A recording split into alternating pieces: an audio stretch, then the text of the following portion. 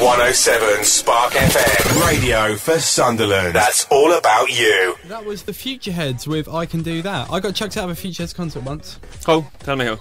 It was kind of a traumatic experience because I did a gesture to one of my friends who was across the room, like because they played a song that I liked, and he said they weren't going to play it, and then the security guard came in the crowd, chucked me out of the gig.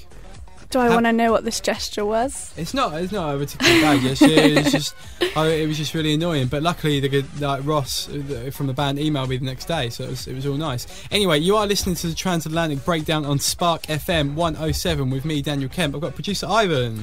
Hello today. Got producer Kay. Heya. Right, now this is a part of the show where I introduce my awesome film idea. Yeah. All right, now this is a film. This is not a joke. This is something that could be made into a real movie.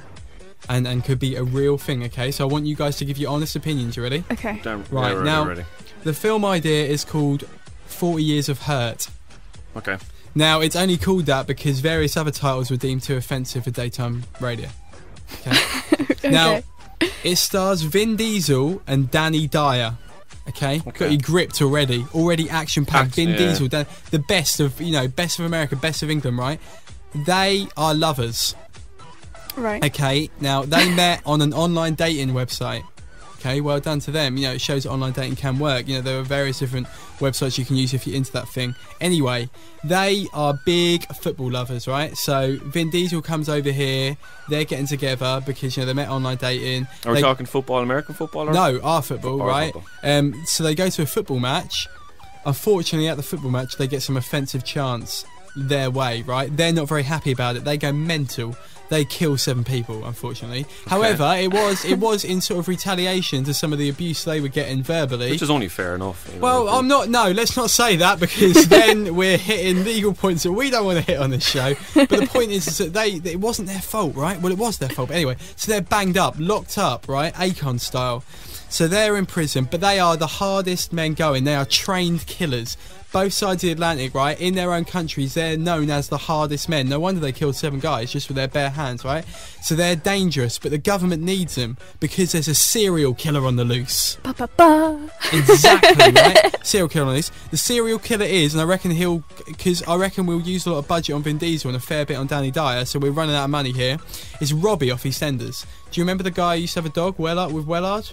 You two not EastEnders fans? Yeah, I think, yeah. He used to clean the streets. Oh, yeah. Right, he's a serial killer, and he's got Wellard with him, the dog, right? And that's what makes him so mental, because he's got a dog, and he's going around doing all these crimes with the dog.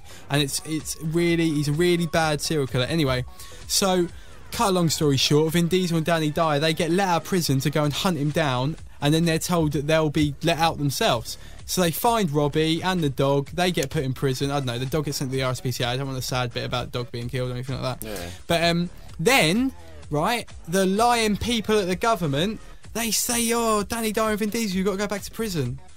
That's not very nice. Oh, not very nice at all. Massive protest. Chaos ensues, right?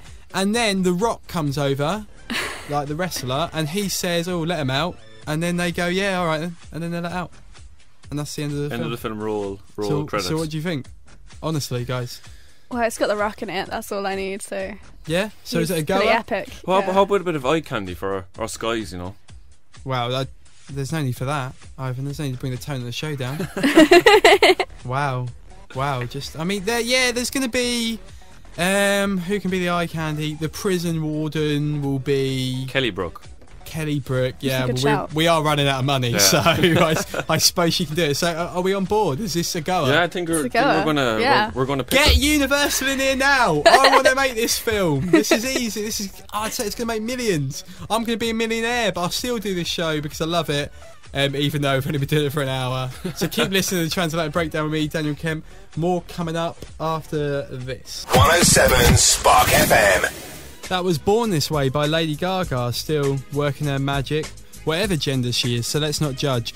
Right, still keep those contacts, emails, texts coming in, studio@sparksunderland.com, and you can text 60300, but put Spark at the beginning of the text, because otherwise we won't get it. It'll be a wasted text, it'll be pointless, it'll just be a waste of your time. Right, a shout out, Shane is listening all the way from Cork, that is dedication. A shout out to Pat as well. We've got an email here from Jack. On the topic of my film idea, thanks for the pointers, Jack. He says if Kelly Brook is still pregnant at the time, it might take down the aspect of her being eye candy a bit. I didn't realise she was pregnant. We're going to have to recast. He's got a suggestion, thankfully. He says maybe it could be the first acting role for Rihanna, which would be perfect, and he reckons that she'd be quite cheap, just so she would start her acting career. I don't know about that, but thanks for that, Jack. And he says much Man United love, which is always welcome from me on this show. 107 Spark FM, radio for Sunderland. That's all about you.